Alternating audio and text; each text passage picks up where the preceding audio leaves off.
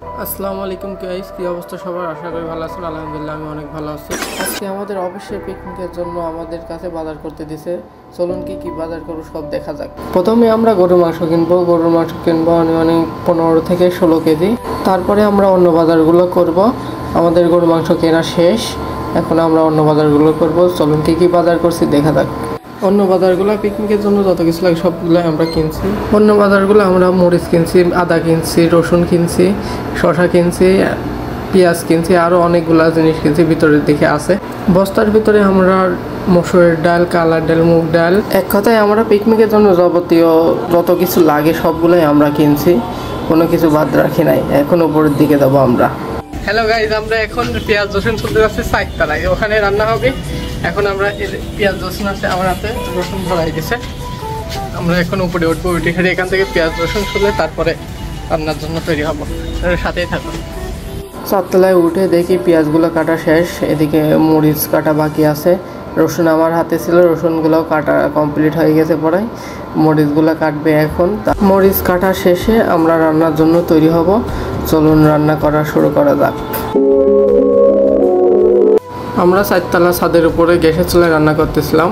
প্রথমে আমরা মাংস রান্না করব। মাংস রান্নার জন্য পরিমাণ মতো যতটুকু তেল লাগে দিয়ে দেব। তারপরে আমরা টমেটো দিয়ে দেব।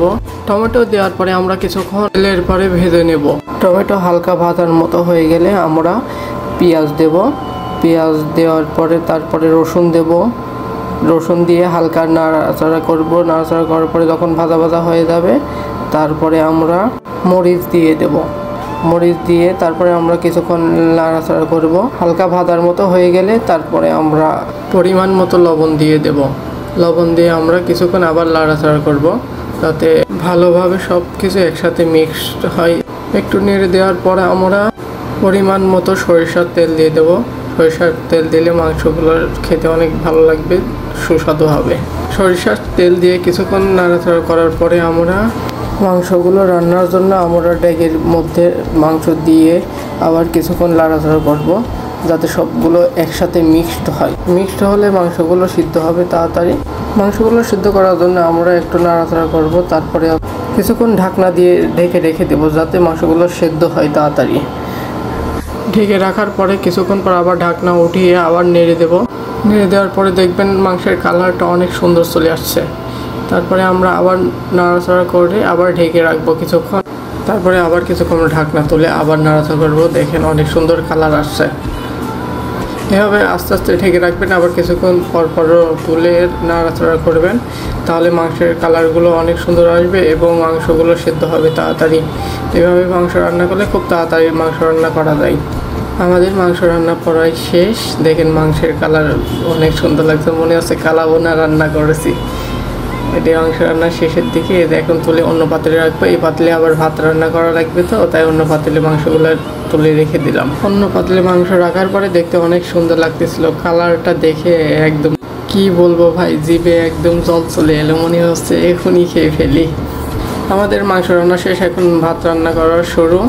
ওই ডেক থেকে মাংস অন্য পাত্রে রেখে এখন ভাত রান্না করবো। পেঁয়াজ, মরিচ, রসুন সব কিছু একসাথে দিয়ে আমরা কিছুক্ষণ নাড়াচাড়া করলাম। নাড়াচাড়া করার পরে কিছুক্ষণ পর আমরা চাউল দিয়ে দেবো। চাউল দিয়ে আবার নাড়াচাড়া করবো যাতে সবগুলো একসাথে মিক্স হয়। এভাবে আস্তে আস্তে নাড়াচাড়া করতে হবে, তাহলে হচ্ছে সবগুলো একসাথে মিক্সড হবে। মিক্সড হলে অনেক ভালো হবে।